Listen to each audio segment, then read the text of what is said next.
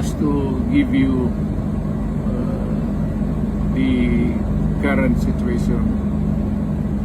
I am about to land sa Hague. Galing ako Dubai. Stopover for it's a long haul, it's a long flight. Okay ako. Do not worry. And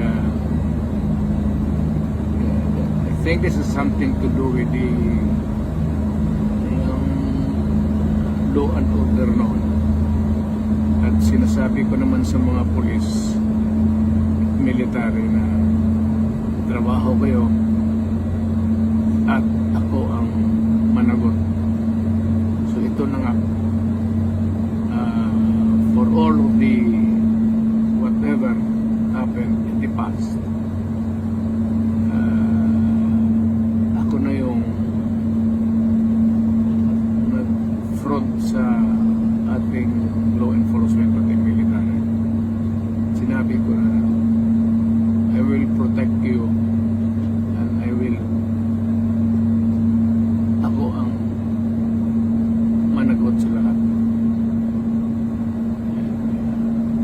This will be a long legal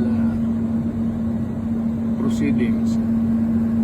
But I say to you, I will continue to serve my country at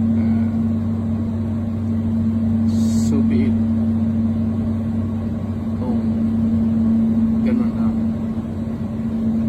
destiny ko.